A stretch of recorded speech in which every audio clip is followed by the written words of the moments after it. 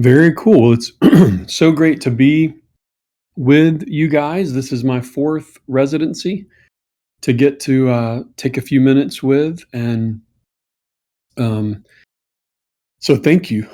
Thank you for letting me be a part and appreciate VCA and McCole and all that the whole crew is doing there. And it's exciting to me, every new residency group, to do this class because it's early on, and so I get to see how some of you progress. If we can connect via socials and get to see how some of you progress, and it's really neat to see the art you've already done and the things you're working on, the projects you're a part of. So really cool. And so real quick, my story, so that you'll kind of know my background and you won't be listening to a stranger.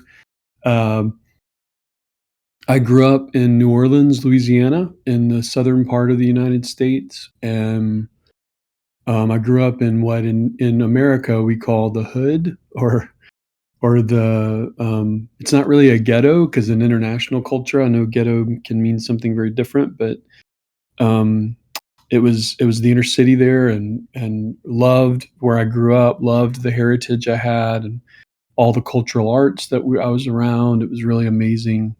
New Orleans is an amazing city. Ended up in college, met my wife. We've been married now 24 years. We actually have 7 kids, which is a lot, but it's a lot of fun. Never a dull moment. And we have a yellow lab as well, a dog, a yellow Labrador retriever. And we live in the Nashville, Tennessee area. And so if you know where Nashville is, that's where we live now. We were in Orlando for 14 years. And then ended up moving here. And so I got into crypto and all that stuff and Web3 stuff a few years ago. I had been mentored by a gentleman who was a macroeconomist, and I'm just a learner by nature, my wiring. And so I love learning new things, especially about culture and about arts and music. And I also dig sports, but I always have really enjoyed leaning into the creativity side of how we can express ourselves, and tell stories. And so, but I love learning, and the cultural side that I never knew because we grew up so poor was really the global economy. And so I got mentored in that by a global economist out of Scotland, a buddy of mine. He now consults with North Seas energy trading companies and does really well. But then in 2018, I started really paying attention to crypto, and pretty quickly started paying attention then to NFTs, and started doing a lot of different work and investment in that. And then in March of 2021, I started a company called the Decent Co. .io, and I'll put the website there if anybody wants to see it. And that's been a lot of fun, just doing life-giving strategy for Web3 engagement. And so I try to work with companies and creators and brands and help them think through their strategies for what they're doing. I work with nonprofits even to try to help them engage in the Web3 and crypto and NFT space, even metaverse space. Um, and and so that's been a blast. I mean, I've helped launch some people into NFTs like Ryan Tedder with One Republic, and Jeremy Cowart, who has a really cool NFT project called Block Queens. Lee Steffen, who has an upcoming project this fall that'll be an interoperable metaverse avatar called Citizens. And so then I've worked with companies and even nonprofits and churches, like I said. So just a lot of different people, a lot of different diverse things. But I really enjoy the blockchain space and the idea of leveraging blockchain tech and Web3 empowerment to really inspire and encourage people, and And so I want to see people in bankless societies, who are marginalized, people who are maybe even trapped in cycles of poverty, but also just people who want to be engaged in a very collaborative and decentralized way to be able to take part in the global economy and do it in life-giving ways. And um, so that's kind of my goal and what I try to do and what I do for work. And so I'm thankful big time for the chance to be with you guys because I feel like I learn from you. Every residency, I've connected with at least 2 or 3 of the artists and gotten to learn from you and really admire what you do. And so I'm hoping that'll happen again. And I'll also say I started a year ago, or excuse me, 6 months ago, I started a podcast where I try to highlight the who behind the what of Web3. It's called Decentrify. And so decentrify.com is that website if you want to go check it out. I've got season 1 out, which was 25 episodes, and in September we'll launch into season 2. And we'll go do it a little bit differently, but it'll be a lot of fun. It's a very short form podcast, so it's typically only 5 to 15 minutes. We try to keep it to 5, but nobody ever is able to stick to just 5 minutes. But anyway, so a lot of fun there. But again, thankful to be with you guys. Any questions real quick before I start sharing screen, and I'll kind of walk through some content, and then we'll be able to Q&A about that content all along the way, as well as at the end. So I want it to be conversational and not just me talking. So any questions real quick before we jump? How old are your kids? Yeah, good question. So my oldest is about to turn 21. He's a music producer here in Nashville. Really talented. I love him. I love all my kids. Love what each of them do uniquely. Caleb is his name. He does really amazing stuff. Katie just turned 18. And Abigail is about in November will turn 16. And Ella in December will turn 14. And Noah in October will turn 12. Laura just turned a week ago, turned 10. And then Malachi in October will turn 7. So really cool. I see that, Ella. Beautiful.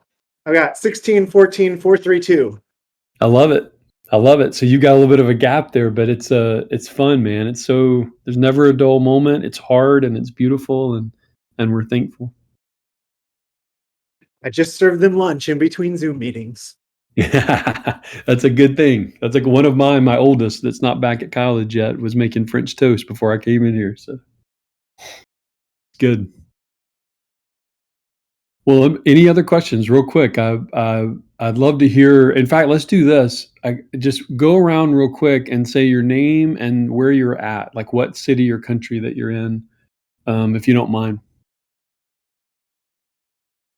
In fact, type it in the chat, if you will, while you're doing it. So let's start with, let's see. How about Reverse, if you want to start? At least that's one of the ones that's up on my screen. Hi, my name's Reverse Butcher. You can call me Rev, and I'm from Melbourne, Australia. Very cool. Yeah, and if y'all will, type it in the chat too. I'd love to see a list of it.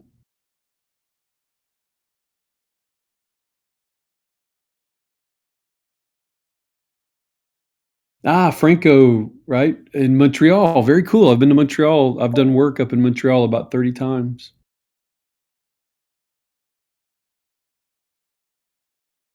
Rev, I love it.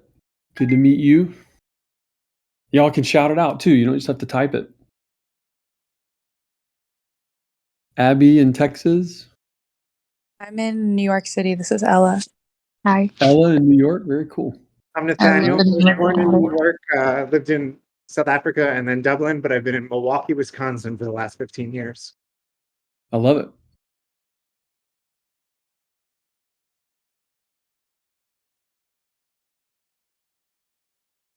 Hi, I'm usually in Vienna, Austria, but right now I'm in Zurich visiting a friend. Very cool.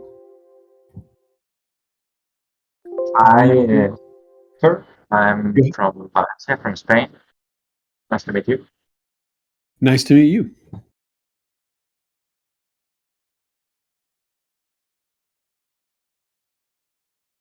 I love it. Reading down the list.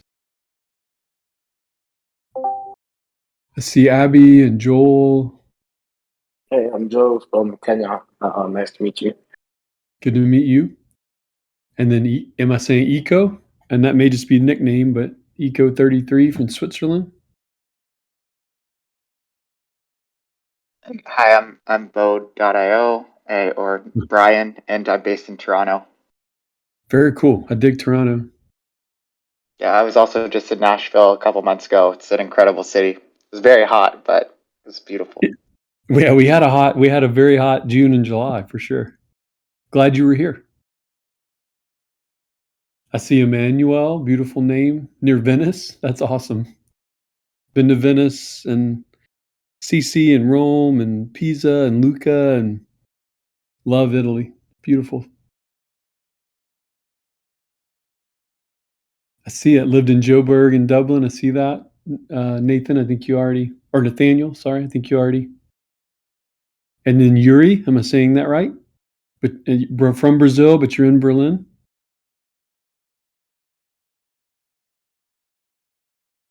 I like your moonbirds.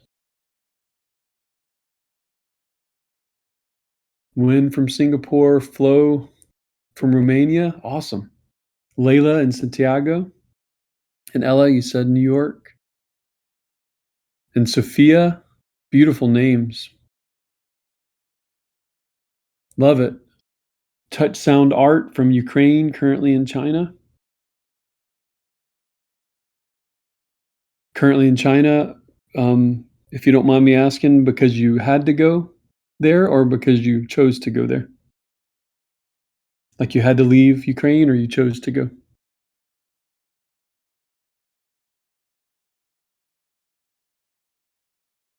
Got it. Haha, Ella leaving for France tonight. That's awesome. Victor in Valencia. Am I saying it right? Valencia? I have some friends named Jason and Jennifer that live in Valencia.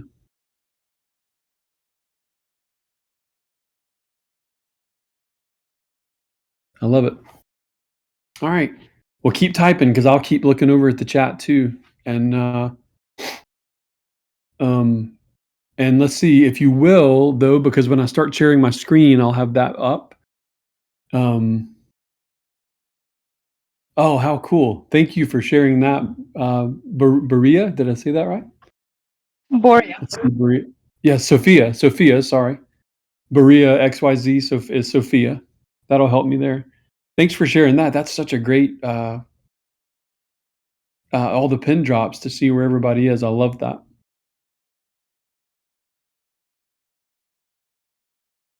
I'm going to save that. It's pretty cool. I'm actually going to import the other cohorts as well.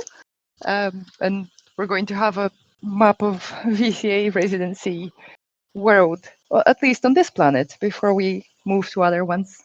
That's right. That's right. Before we go to Mars, right? So I love it. I love it. I love doing stuff with my kids in the evening before they go to bed, showing them things from the day. And so I'm going to show them this map tonight and show them the people that I was fortunate to get to connect with today. It's awesome.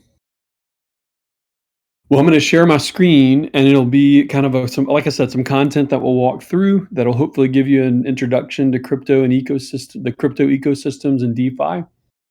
And I mean, we have a brief time together. And so obviously no one's going to walk away as an expert. I'm not an expert either. I think anyone who tells you they're an expert in this is probably lying because we are all so early in the space. But the only people I typically think are experts are the guys that have been around since between 2010 and 2015 and working full time in it. And so like Ian Lee, Igor Lilik, people like that have been the innovators from the very beginning. Obviously Vitalik and those guys too, but all that to say, I'll share this content with you, but don't let me just be the one talking. So if you have a question, speak up. And because I'm sharing my screen, I won't be able to always see the chat. So just somebody give a shout out and say, hey, there's a question in the chat. And I'll look at it and we can dialogue there. Or if you want to just say your question, please feel free to do that. And we can make it a conversation together, which would be a lot of fun. Does that sound good?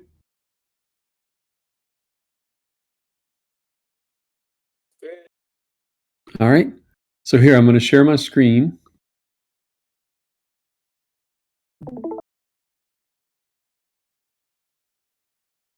All right. Tell me if you're seeing it. Everybody seeing it okay? Yeah, we see it. Okay. Perfect. All right, great. I even I even wrote the date in non-American so that you would think I wasn't just some egocentric American who only thinks America's first, right? So all that to say, crypto ecosystems and DeFi, and love that we are an international group. So let's walk through a few things here. I even have a couple videos that usually work just fine. So we'll do but speak up if you're not hearing the audio on those two videos. I'll show you those here in just a second. So let's break down these terms, right? Like cryptocurrency, DeFi, all that stuff. DeFi, as you know, is decentralized finance. And the reason DeFi is such a big deal is because TradFi, TradFi, or traditional finance, has been very centralized. The guy who taught me about macroeconomics let me know that there really are a select group of people in a very centralized way who have controlled the movement of international money. And so, in that sense, centralized banking has been although served us well, I think in a lot of ways, it has definitely created situations where people sometimes can't advance because maybe they are bankless. They don't have a chance to engage in the global economy because of that, or they get trapped in the system because the banks tend to hold money for as long as they want and make money on the money. And I'm not saying all bankers are bad. I know some really generous and loving and kind bankers. I'm just saying that's just been the typical system for a long time. And so DeFi, decentralized finance, came onto the scene because people began to say, you know what? We want to be able to go peer to peer. We want to be able to own our own data. We want to be able to own our own money and be able to move it how we want. And that seems fair, right? And so that is kind of how DeFi came to be. And so blockchain technology is basically what was invented in order to help advance decentralized finance. And so cryptocurrency, as you can see on the screen here, is a digital currency derived from cryptographic encryption techniques designed to protect the network. Let me give you the basic metaphor. Just like when I've gone to Montreal, I typically will exchange, although I often will just use a card, but I sometimes will exchange for Canadian dollars there, so that I can tip or so that I can pay in certain settings that I go into. And when I do, I'm basically exchanging American dollars, fiat dollars, for Canadian fiat dollars. And fiat, F-I-A-T, if you've not heard that term, which I'm assuming you have, but if you haven't, it's basically the phrase that was used to describe the king's official money. And so that has stuck, right? Like that fiat became the paper money or the official money of the government, so to speak. And so when I go to Montreal, I might exchange American dollars for Canadian fiat dollars, and then I am basically getting the native currency, right? Well, cryptocurrency is the native currency of each blockchain. And so if crypto, you can have you have blockchains that are like continents, like Bitcoin and Ethereum, and you can even argue Solana, Binance even, you could argue. You can go all the way down to some of the ones that aren't in the top 10, like Tron and others that have become their own decentralized blockchain. The Ripple blockchain, Cardano, on and on. We'll talk about some of those in just a minute. But the cryptocurrency is the native currency. It's just money, is what it is. And so it's the native currency, as though if you and I were entering into that community or that context of that blockchain, and we were involving ourselves in technology there, or art making there, or commerce there, or education there, whatever, right? Health, even real estate, like all these different industries that we know in the real world are engaging in leveraging blockchain tech in order to create a more decentralized version of what they do. And crypto is the native currency of each blockchain. Smart contracts are basically the ability to automate all of the contractual agreements and the contractual if-then kind of concepts that occur in our everyday lives, but you can automate them in a way that allows for if this happens on the blockchain, then this happens, and so money can transfer immediately. Interactivity and social media can happen immediately. Something might download immediately. Real estate gets transferred immediately. And so smart contracts are a way to automate and create a rapid a way for the if this happens, then this happens concept to occur on the blockchain. All right. Let me pause there and just say any questions real quick about the basic fundamental terms that kind of help us jump into this.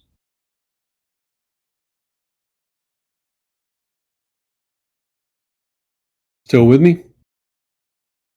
100%. All right. So here are two videos in case and I'm not trying to insult your intelligence because I'm assuming, and I've said this to every residency, the other three that I've spent time with, I assume that you know some of this stuff, but I want to give a level set for everyone so that if you don't know it, right, you can kind of get your level set and get a base and then grow from there. And so let's just do two quick videos, one on what is Bitcoin and the other on what is Ethereum, just to get a baseline on what those two are, because it helps us understand the dynamic of where we are now in all of the various blockchain tech that's being developed. So here's what is Bitcoin.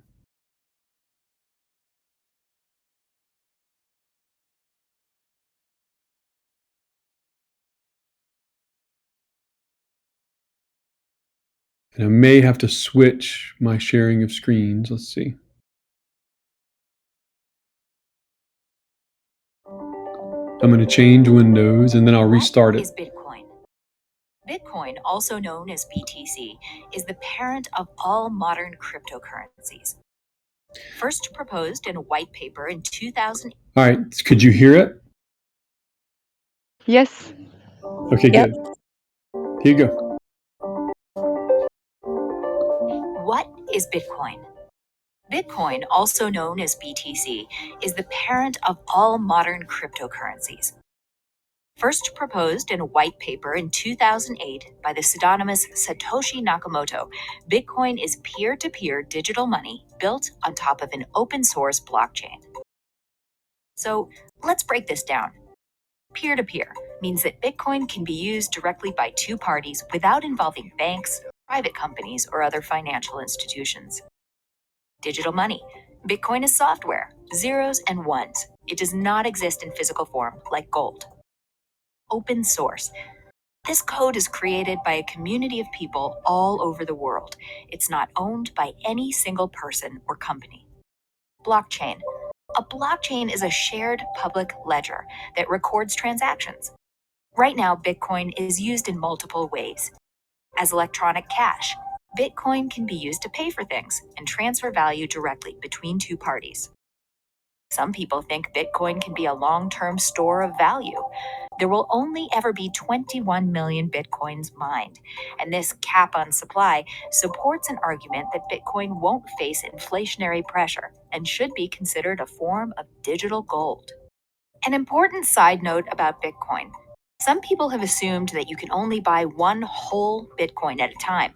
This is not the case. You can buy tiny fractions of a Bitcoin. As a matter of fact, the smallest divisible unit of a Bitcoin is called a Satoshi. 100 million Satoshis make up one Bitcoin. So that's a start. To follow news, track prices, and learn more about Bitcoin and other cryptocurrencies, check out cryptoheat.io, your on-ramp to the world of cryptocurrency.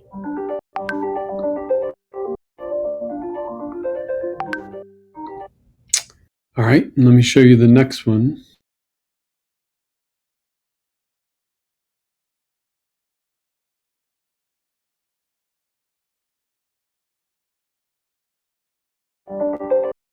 What is Ether? Ether, also called ETH, is an open source digital currency and the native cryptocurrency used on the Ethereum network. A key to understanding Ether is to understand Ethereum, an open source programmable blockchain upon which software developers can build decentralized applications or dApps.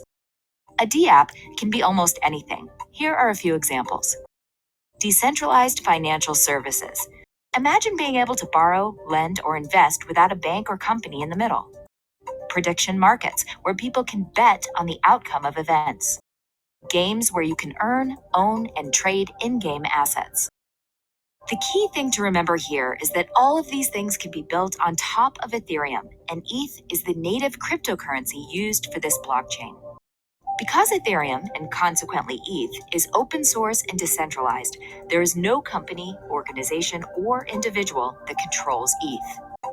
So that's a start. To follow news, track prices, and learn more about Ether and other cryptocurrencies, check out cryptoheat.io, your on-ramp to the world of cryptocurrency. All right, so let's pause there. Questions about those two videos?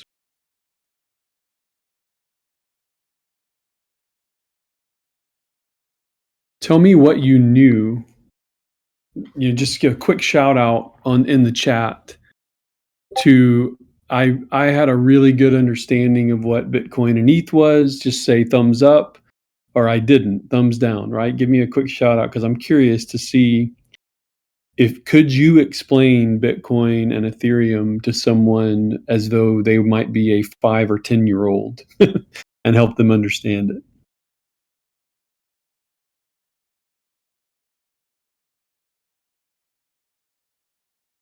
All right, good stuff. Like I said, I hope I'm not insulting your intelligence, but I think starting at a good baseline helps us to kind of get a picture historically of how we've gotten to where we are.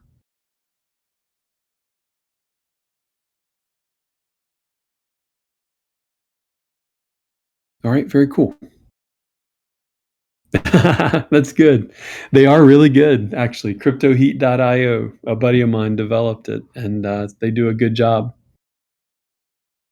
I'll type it in. We're going to look at it more in just a minute, but here, I'll go ahead and type it in the chat. You can interact with it. You can see how you can interact with it. It's pretty cool. So let's talk about how we got to where we are, right? The evolution of cryptocurrency. And this slide's not original to me. The source is Ledger and Investopedia. But in 2009, Satoshi Nakamoto mines the first Bitcoin on a decentralized network, right? And we don't know who that is. Some people think it's a group. Some people think it's a person.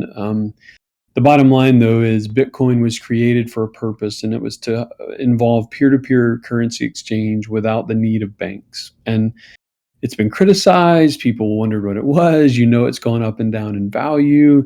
I would say in some ways it's stabilized a little bit. I mean, I remember when it was more in the hundreds and then in the low thousands, and now to stay in the 20,000 range, even though it did go up into the 60s.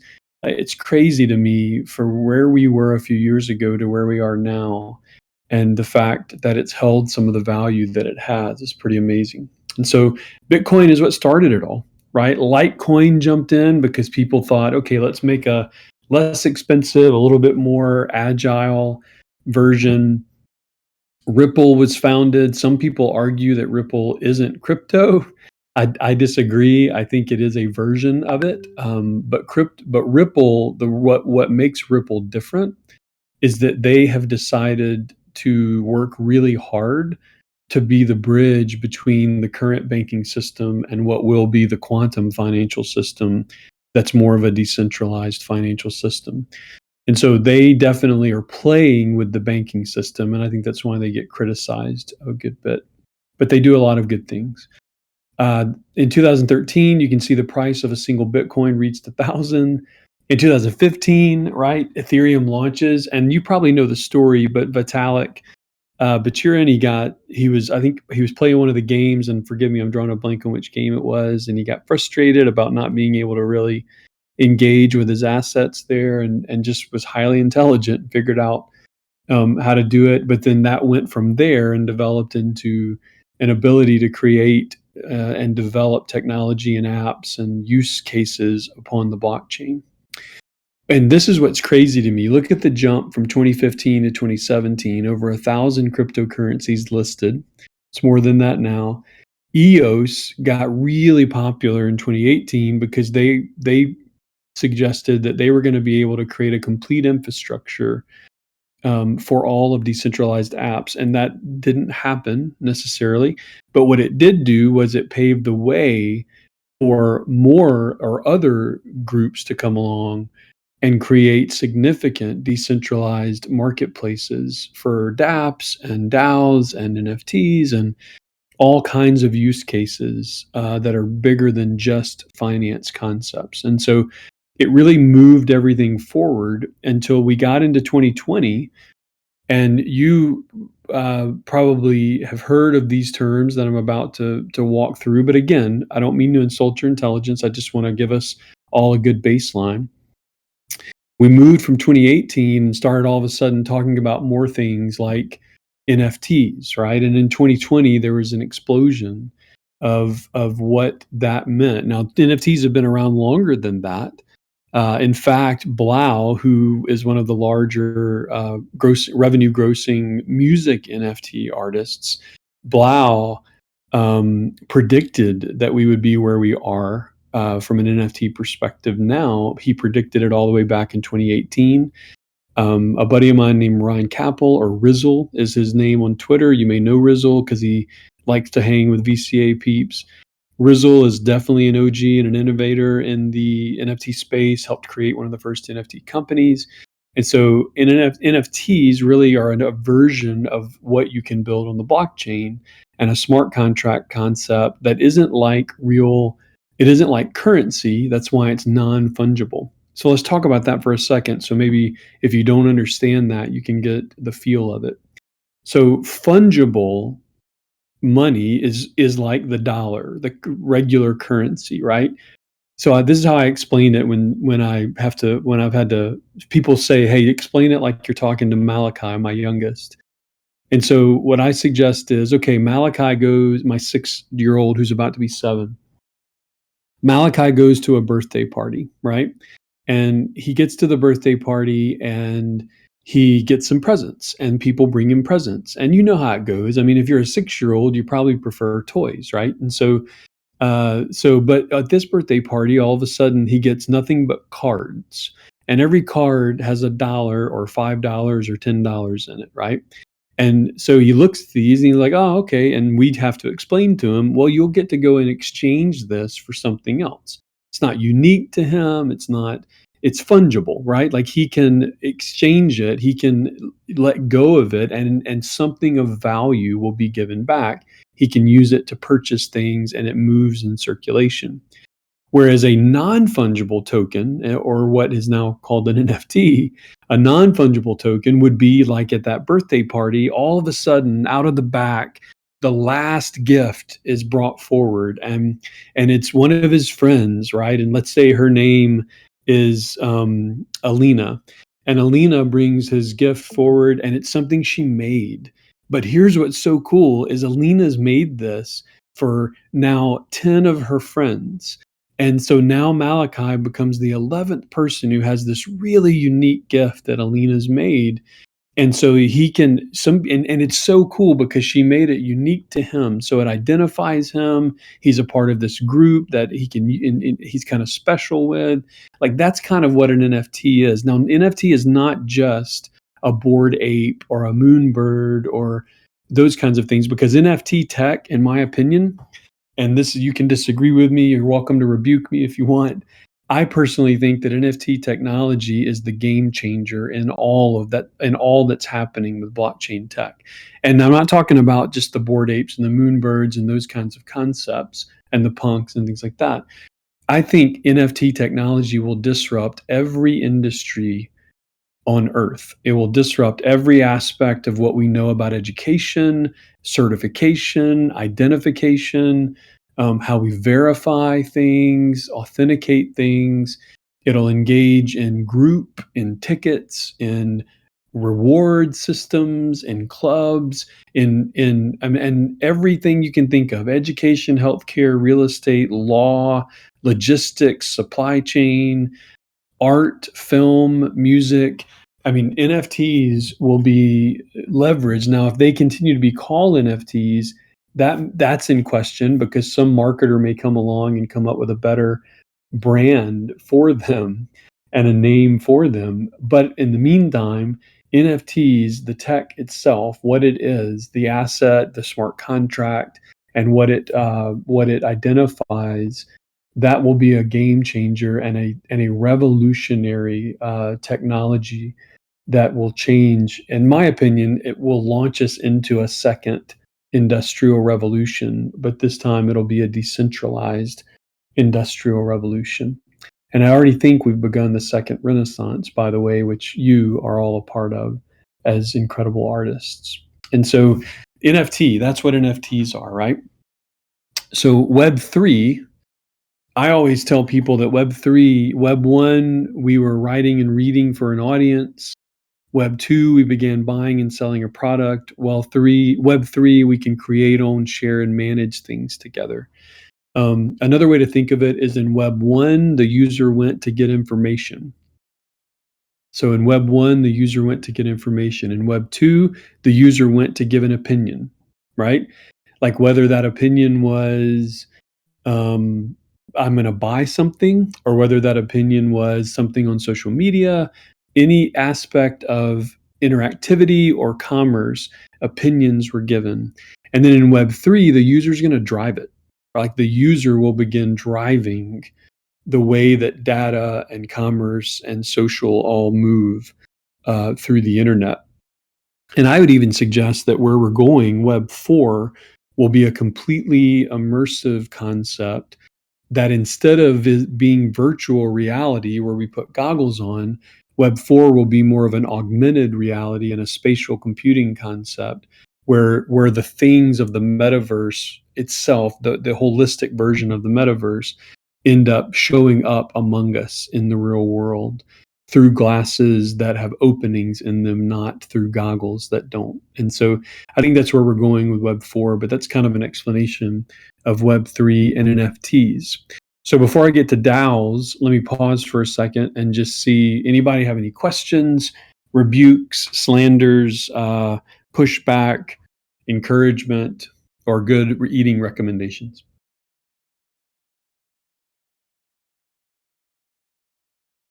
I really like the kind of sausage truffle oil pasta from Florence.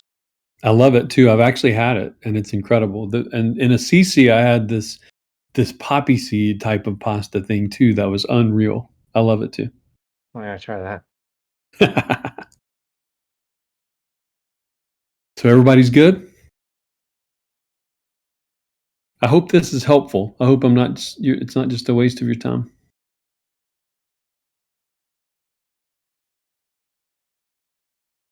All right, thank you. So let's look at DAOs then. Okay, because what's interesting to me is that if you look at this timeline that we looked at, right, and you're still seeing the screen, I'm assuming, right? If you Yes. keep looking, okay, thanks, good. If you keep looking at this, if you look at this timeline, there's some things that aren't there, right? Like you see the crypto, you see all these different aspects. dApps are even mentioned. No mention of NFTs, even though they were around in 2018, but you can see how that's really advanced over the last few years. The talk of Web 3, Gavin Wood is who actually used, at least that's who people credit the phrase with.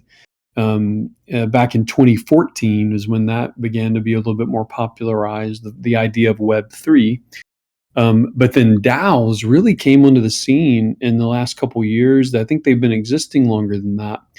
But people like Ian Lee, Chase Chapman, and others have really popularized them and created infrastructure and tools so that people can get involved in investments that maybe were never able to before, right? Because the accredited investment concepts for traditional finance, they didn't really allow for just people like you and me, unless somebody in the residency happens to be an independently wealthy person. if you're not an accredited investor, it's difficult sometimes to participate in traditional finance and investment. And DAOs are allowing for investment to occur in much more fractionalized and non-accredited ways, so anyone can participate. And so DAO, or a decentralized autonomous organization, it's engaged in a purpose or a cause in which every member has opportunity to propose direction and decide outcome. And so it's a collaborative investment club, basically. It's really amazing what you can do with it. And we're going to see them evolve more and more over the coming years, to where you'll have some that are public and some that are private, some that are delegatory, like in other words, they delegate votes so that not everyone votes necessarily, but they delegate. And then you'll have some that are completely decentralized and truly collaborative, and every single person in it has a vote. And so I think you'll see them evolve. But if you're not paying attention to what DAOs are and what they do, I would encourage you to spend some time learning about them. And then real quickly, the metaverse needs to be mentioned here, because I'm convinced that cryptocurrency and DAOs and NFTs and things like that will become central components to what life involved with a metaverse will be. I'm of the opinion that just like there's one internet, but many ways to engage with it, that there's one metaverse, but there will be many ways to experience it. And so that's my opinion. You may disagree. But in that sense, I think it's a meshing together of real world, virtual world, augmented world, and we can interact using the digitally generated environments. And so, like, some of you as artists may become digital environment architects. I'm friends with one named Michael Blackstone up in Bellingham, Washington, and he creates spaces on spatial.io. And it's pretty amazing, the stuff that he does. I'll type that in the chat. If I'm assuming you know what spatial is, obviously crypto voxels, Decentraland, Somnium Space. There's so many various experiences, ways that you can engage with the metaverse. Those things are not the metaverse in and of themselves, but they are ways to experience and engage in more of a metaverse type reality. And so I really believe that we'll see more and more digitally generated environments, and I think eventually we'll see them even come into more of a spatial and augmented reality among us in the real world, so that the metaverse will really become this meshing together of real life and digitally generated environments. So I think that's where we're going. Let me pause right there, because the next thing I want to do is walk you through some of the more popular crypto ecosystems. But before I do that, let me pause for a second and see if you have any questions or thoughts or comments.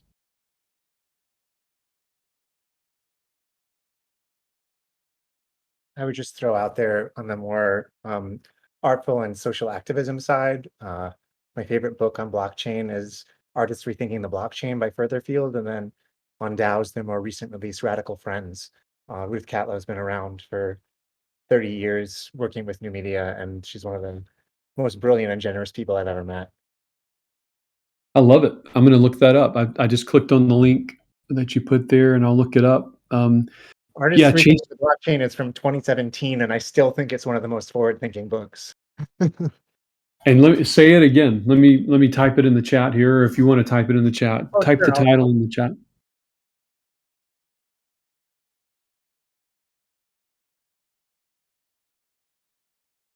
Yeah, I think it's significant. I mean, there's some people that I would throw out if you want to follow certain people on blockchain and DAOs and that type of stuff. I think if you're not following or paying attention to Ian Lee, I would recommend that you do that. He started Syndicate DAO, and he also, I'll put his link to his Twitter here in the chat.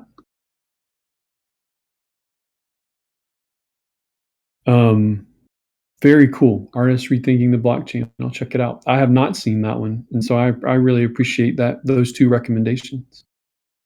That's awesome. And very cool. I was about to apply to Seed DAO for an educational project that I'm working on called the Ed Endowment.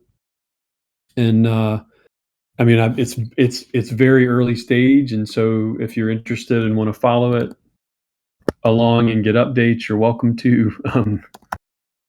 We just have a Twitter right now. Here's the Twitter for it. But I just almost applied to it, and then I ended up, through some counsel from somebody with Seed Club, decided to wait a few months because of where we are, the stage we were in. They were kind of looking for us as a DAO to have a little bit more of a community, which we're building. So all that to say, I love Seed Club. Go ahead. What were you going to say? Was that Myrna? It was Joe. I think it was Joey DeBruin. Oh, sure. Yeah. We've been talking to them, and even if we don't get it, it's been quite. I'm working on a climate action DAO, and it's been quite learning experience, even going through the application and talking with them. It's incredible, and the work they're doing is really special. I love how they're trying to accelerate the DAOs that are doing really unique things. I hope that you get it. Thank you. Please follow me on Twitter and keep me posted. I'd love to learn. I'd love to hear about your journey. Here's my Twitter. Twitter.com livesent. And so yeah, follow me on there. I'll follow you back, and I'd love to just stay up to date on your journey, whether they whether they accept you into it. Yeah, and then if y'all are interested, I think I put the website up earlier, but here's the podcast where I try to champion what other people are doing in the space. So yeah, any questions though on where we're at kind of with Web3, DAOs, NFTs, crypto, and all of that terminology? Do you feel like you've got a good base?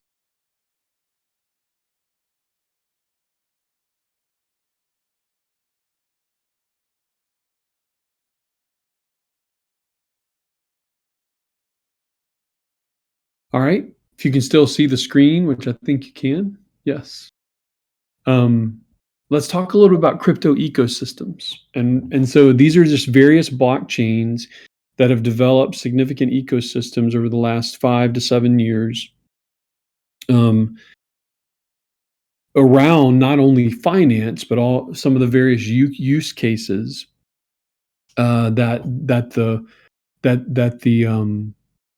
blockchains have allowed, right? So the typical crypto ecosystem, and I'm curious, I want to hear from you.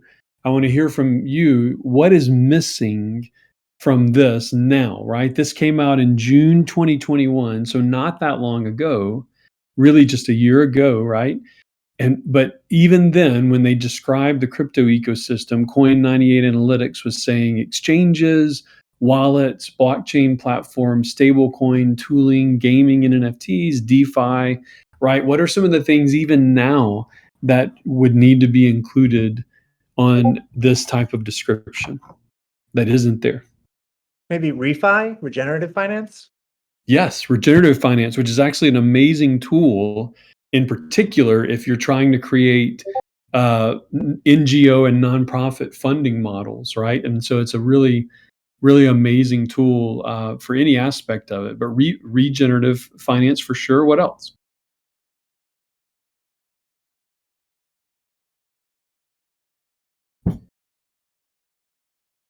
Right, DAOs are not on here. So you can see how even rapidly how DAOs have gone, like Syndicate, the one that Ian created, Ian Lee. I was trying to remember, did I put his thing in there? Let me see. Right, so sorry. Go ahead.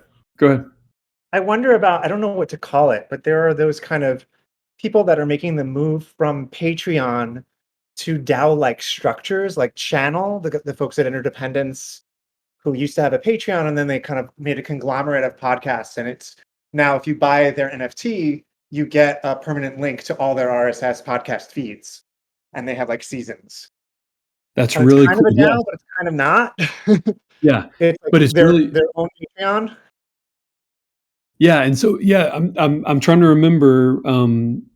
Just a couple weeks ago, I was talking with a guy that's leading a group like that, and I'm drawing a blank on what the name of their tool was. But yeah, they're creating basically the blockchain version and the crypto funded version of Patreon. You've got that. You've got the blogging platforms, even like Mirror and Nuance are two that I really like a lot. That are trying to create on blockchain blogging and journalism concepts.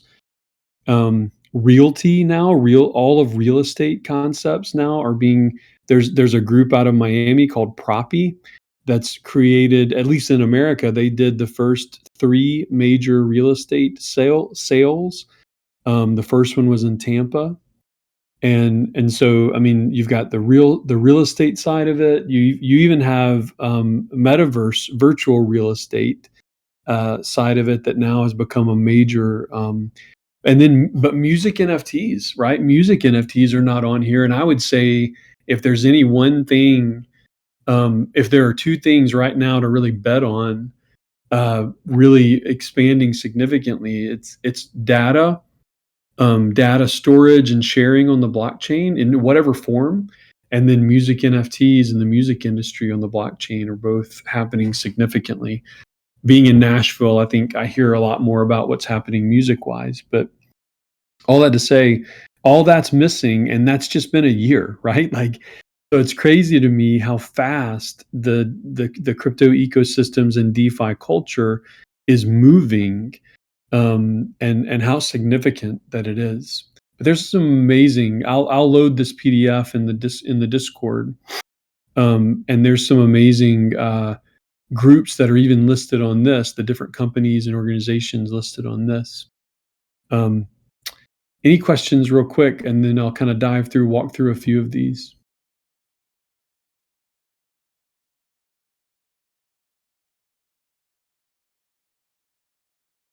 And thanks, Shiri. Hope you have a great rest of your day. So let me grab it just in case. And I don't know if Yuri's already left, but I'll throw this PDF here. Or I'll actually send it maybe to McCoy. Anyway, I'll figure out a way to get it to you. For some reason, it didn't load into the chat there. All right.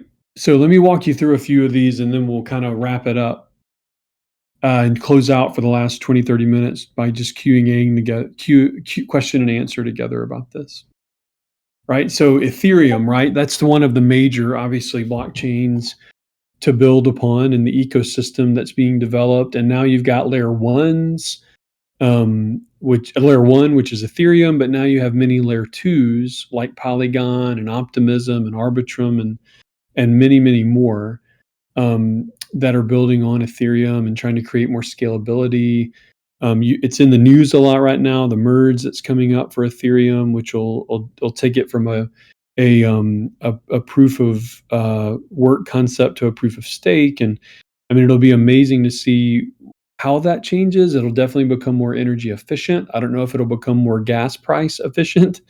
We'll see, but that's still being debated. But I think that merge and all that's being built on Ethereum makes Ethereum the one blockchain to really pay significant attention to.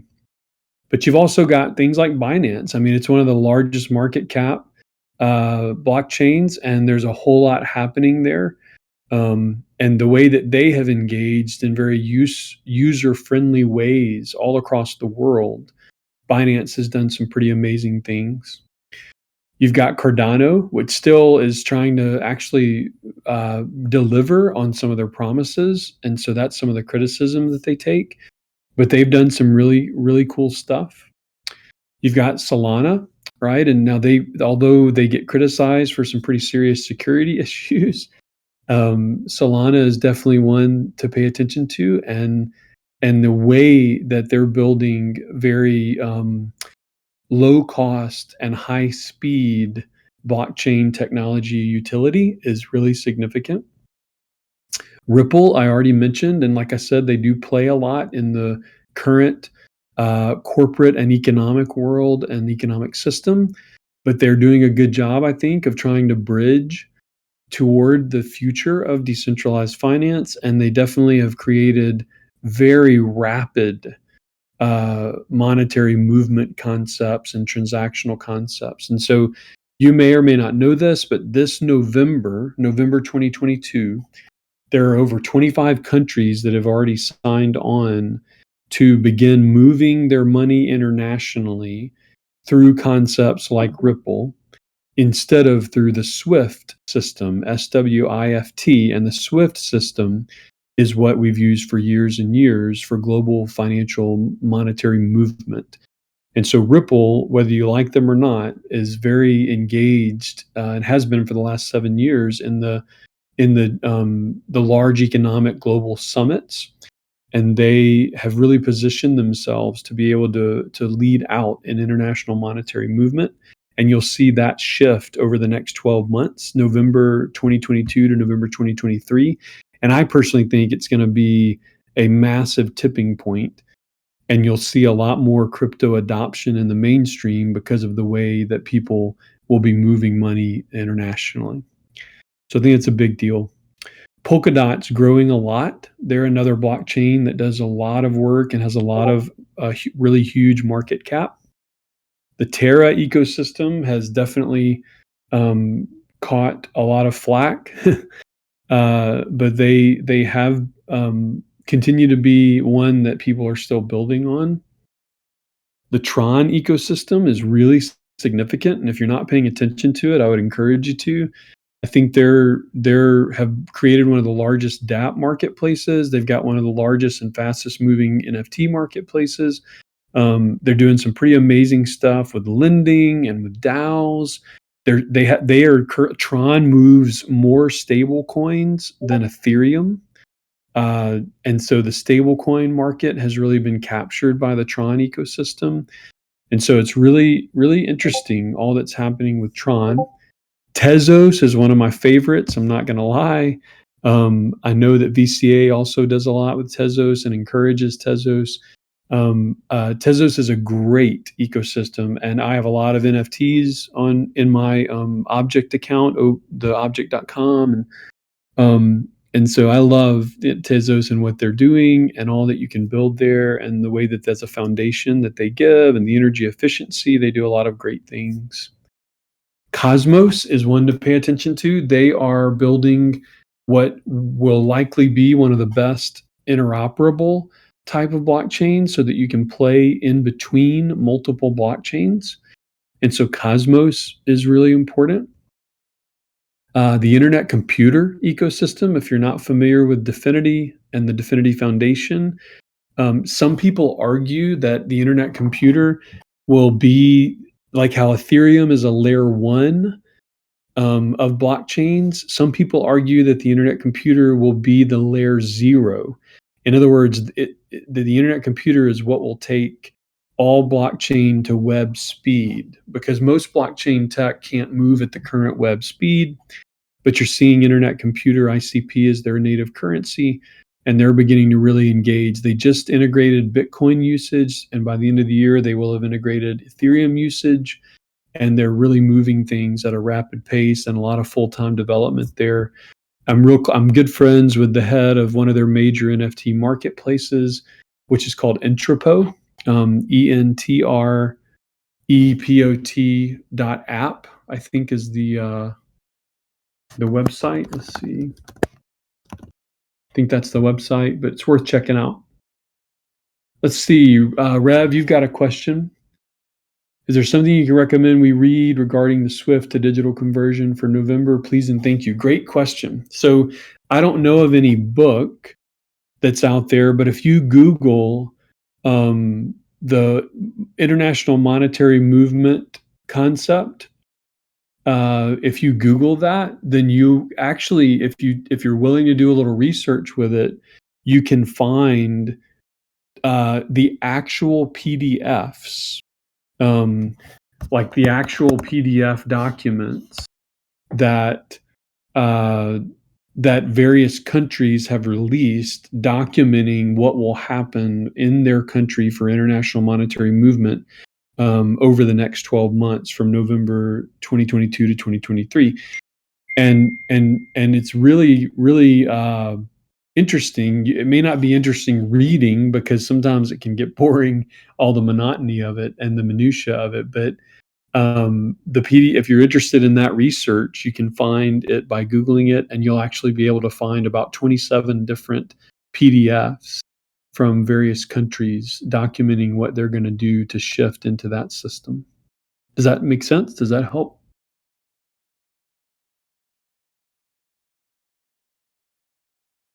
All right, good stuff. Good, really good question. Yeah, and I see the Ripple versus Swift there. That's good stuff. Thanks for posting that in there. All right. So ICP, we talked about that. How many of you have heard of Student Coin? I'm curious. Anybody?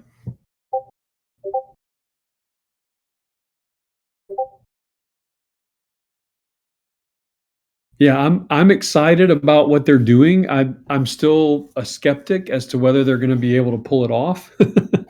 But it is at a price right now where if you're at least remotely interested in it, might be worth grabbing a few of them because they're so cheap right now. But it's interesting to me because they are hoping to pull off basically becoming a currency on major university campuses. And I love the idea and I love where they're trying to go with it. And I think it could really be significant. And they've got a good team, but they've got a long way to go. But it's one that I'm interested. It's a fun use case to follow because of what they're trying to do with it. So real quick, I'll wrap up here and kind of think a couple things here at the end. I think you'll be blown away by if you're not aware of it. So the Flare network, anybody heard of the Flare network? I'm a big fan of it. I think Hugo Fillion and some of the stuff they're trying to do is going to be really special. They're trying to create more of an interoperable blockchain. I think interoperability is going to be really significant to mainstream adoption of the blockchain utility and the blockchain tech that's being developed. And I think Flare's leading out in it. So curious if any of you have heard of Flare and what they're offering. Flare XYZ, there you go. So yeah, go check it out. It's worth a look, and I'm impressed with what they're doing and what they're trying to build. And they've integrated a pretty significant group of tokens and crypto into their network. And so like Ripple is there, Litecoin is there, Stellar's there, Dogecoin is there, whether you like Doge or not. But they've got a really good network of, yeah, I agree. Berea, Sophia, thank you so much for throwing all these links in there. So they're doing some fun stuff. Here's one that I love the user interface for. Osmosis, and this was back last October, I think, when this image was, so it was Halloween. But Osmosis, the user interface for this is unbelievable. They've done a great job of creating a decentralized finance tool that's really easy to use. And they are built on the Cosmos network, or Atom, as you can see there, ATOM, which is the native currency of the Cosmos network. So Cosmos is one I would encourage you to check out. One of the early founders in Ethereum is who created Cosmos.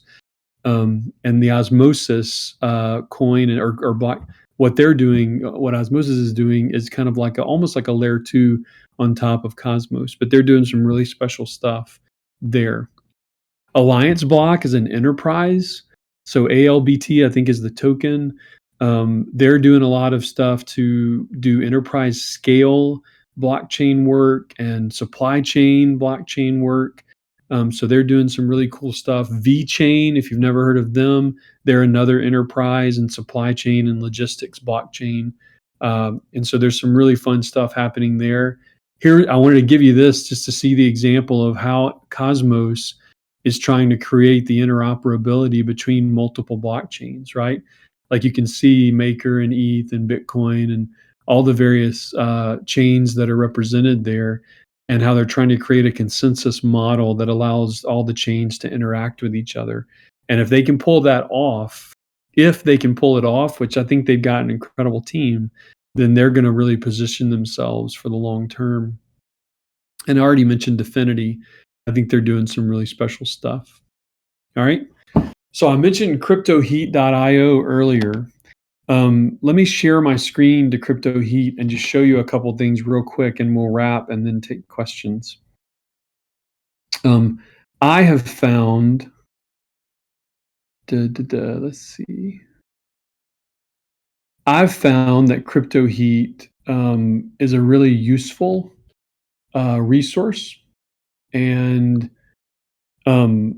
I would say that they are one of the ones I go to the most to just see what prices are and to see where they're at.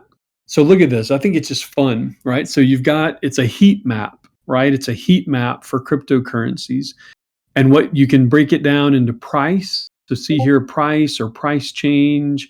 You can look at market cap or price change or volume in the last 24 hours. So like in the last 24 hours, this is the listing of volume. So the more money has been moved through Bora, Bitcoin, ETH, and on down the line. Just Stable is on the Tron network, JST.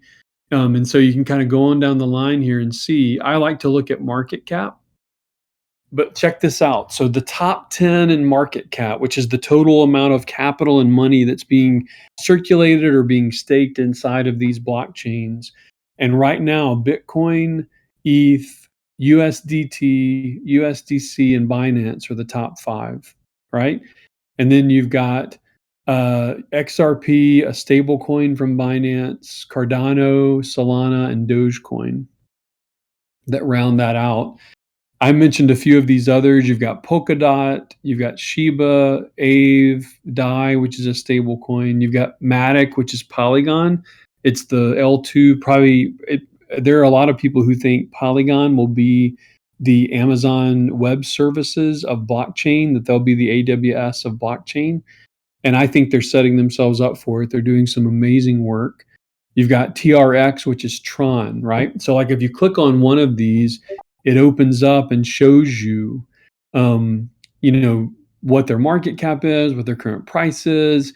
And you can look at, if you want to look at their 5-year span, you want to say, oh, let's see what they've done in the last week, right? It goes red. In the last month, it's even darker. In the last 24 hours, it's kind of stabilized, you can see. But in the last 6 months, it's had some growth, right? And in the last year, or 3 years even, it's had really significant growth. And so you can it's fun to play with. You get to see, they'll usually have news. I'm not sure why their feed is missing here, but because normally it's very full, but there's usually news that comes through here. And then a different Twitter and Reddit feeds on the right. So this is one of the sources I go to a lot. And I wanted to do an exercise with you real quick, if somebody doesn't mind taking out, yes, Tezos is on the list. If you're talking about Crypto Heat, is that what you were talking about? Let's see. Let's see if we can find them. Who can find XTZ first? There you go. Right, so they're right there.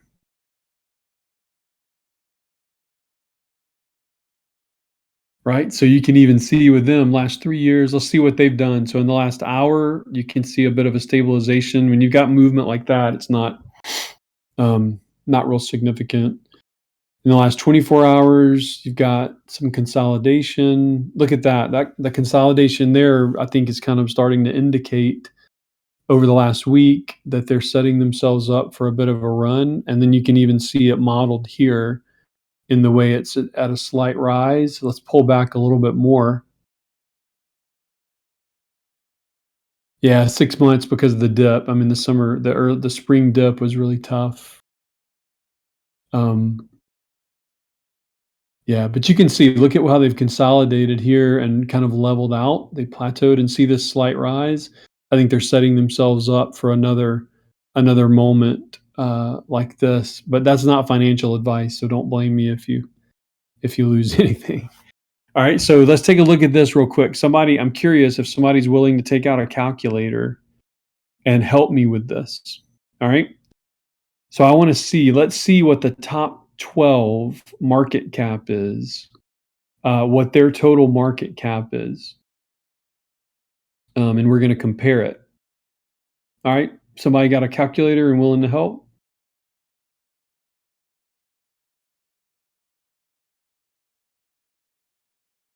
Anyone? All right, got it open. All right, here we go. So Bitcoin's market cap, right? 447 billion, 75,937,480, right? So you see that. So add that to ETH, 224 billion, 771,545,069. I'll wait. I'll go back to Bitcoin. All right. So Bitcoin, if you want to just do 447 billion for Bitcoin.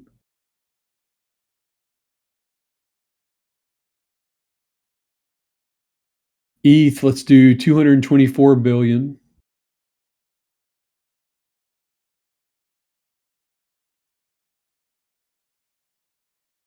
Yeah, if you have a calculator on your phone, you can turn it sideways and it'll go into the billions. Franco, you got those first two? All right. And then let's see, USDT right now, let's say 67 billion.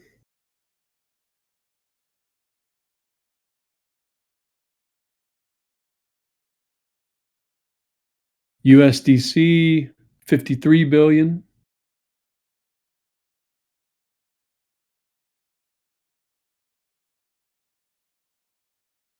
Binance, 49 billion.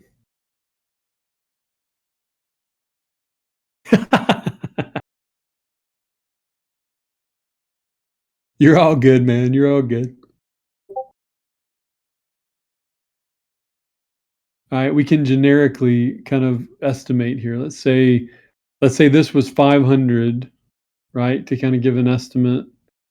This one's we'll say 225. So what would that be? That would be 725 billion. 67, so 725 billion, that puts us at 792 billion, right?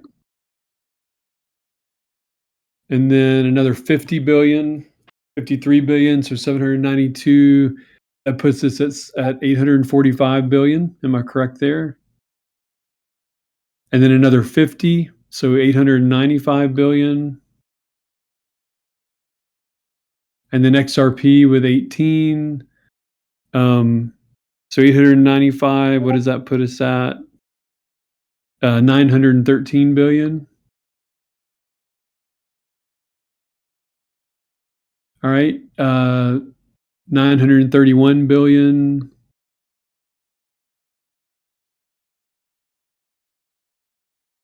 $949 billion. And then 964 billion. There's a reason for this, by the way, so hang with me. 974 billion. 983 billion, and then SHIB 991 billion, right? So $991 billion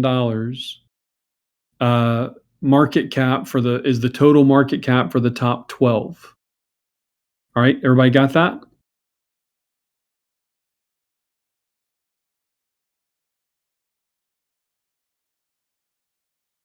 All right, so what did I say? 900 and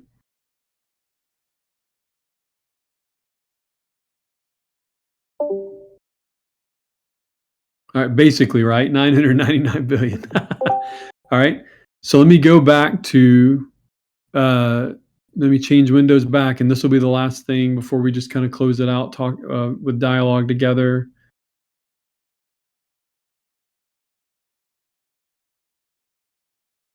All right, so we got the total of the top 12 under 999 billion, right? In 2020, in October of 2020, the total crypto market cap for all cryptocurrencies was 392 billion. And we just looked at the top 12, and it's already close to $1 trillion. Now, there was a time in the height of the market where it actually topped 2 trillion. And there are some who think it's going to quickly go back there over the next 6 months. But you can even see now, even in a down market, as some people call it, that it's at almost $1 trillion. And that's just the top 12. When 2 years ago, it was 392 billion total for every single cryptocurrency that existed. Okay. So pretty significant growth. But then check this out.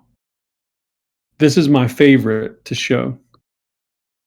Ethereum moved $11.6 trillion in 2021.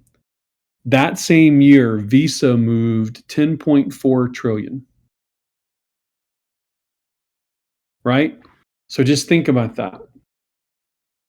ETH moved 11.6 trillion in 2021. Ethereum network did. Visa, right? The card, the credit card, only moved 10.4 trillion in comparison to Ethereum. So what does that tell us, right? Like have we passed the tipping point yet? I mean, that I would suggest we have, and the reason is because there are now multiple cases in multiple countries where anywhere from 10 to 25% of the population have adopted crypto in some form. And the tipping point, most sociologists and anthropologists say, is 17% as an average. So they'll take anywhere from 10 to 25% as tipping point, because 17.5 is that average. I mean, you think about it, right now in America, 17% of Americans have some form of crypto that they own. And so we've hit the tipping point. And this stat alone of Ethereum and Visa is an eye-opener, in my opinion. And so there's lots of different use cases. Again, I'll put this PDF, I'll make sure that you guys get it. All kinds of different use cases you'll be able to look at and look across this. Maybe it'll inspire you for what you're dreaming up, so that you do an NFT project or you do a DAO project and you can really leverage some of the ways that these various use cases can be played into it. All right, and I can send you this again. You'll see it, all the different sources. But let's just wrap up here. Any thoughts, questions? I'll stop sharing the stream, and thoughts or questions as we close out.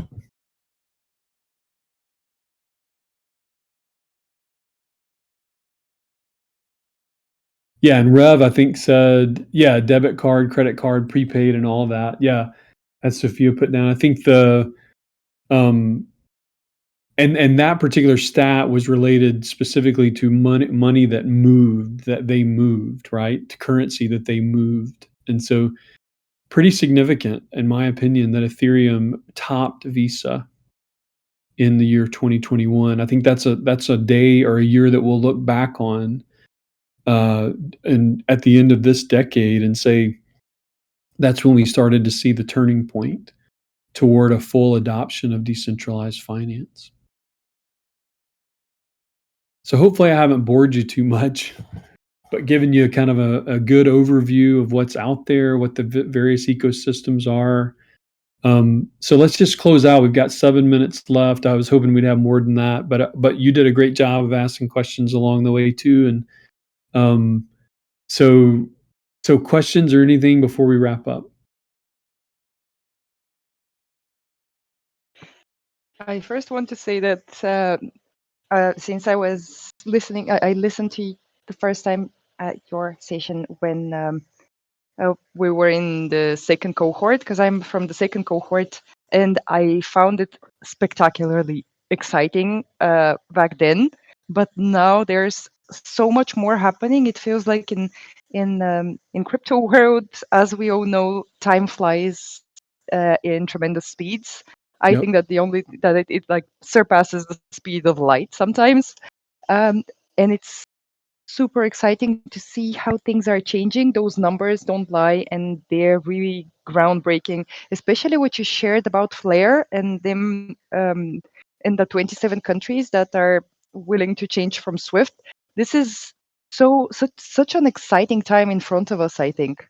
I agree. I agree. I mean, it's amazing. I'm blown away at the moment that we're living in. It really is historic, and the opportunity that it gives us is really significant. I just would encourage you guys not to miss it. That anything you're even dreaming up as a creator, imagine the way that it can be leveraged and used to inspire and empower, the way that this is happening. Yeah, there are so many ecosystems. I agree. It's crazy.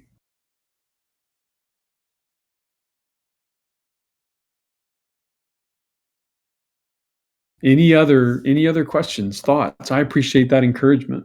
That's really fun to hear that you were in the second cohort as well. Yes, it was very exciting, and it's really interesting to see how different, how specifically the blockchains can provide a home for a lot of art. And it's very interesting to see how people are reacting to it. Like there is Solana, there is all kinds of not to mention the usual Tezos and ETH, and it brings together in a specific way. It gives us a very different kind of situation. I'm really happy that there are now systems, very easy systems, which we can use to exchange money, both fiat to crypto and back, and we can actually use cards to buy bread in the store with this kind of money, and it's very exciting. I agree. I agree completely. I mean, I use and I have now for almost 18 months probably, but I use two of my crypto cards that are basically debit cards. If you get technical with what they do, but Yep. they debit the crypto and then they, transfer it into whatever the purchaser, the people I'm buying it from. Not I'm the purchaser, but the thing that's being purchased in that store or whatever it is, they get whatever currency they want. And I think that's where we're going with it. And the more that gets communicated, that those options are available to people, the more and more I think it'll be adopted.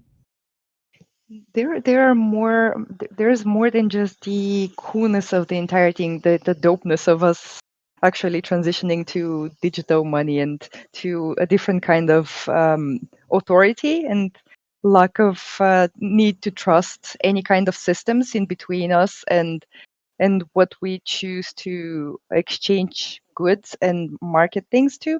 There's also one more thing, that if you know what's happening right now in the world, like what's happening in China right now with the banks, Yeah. they're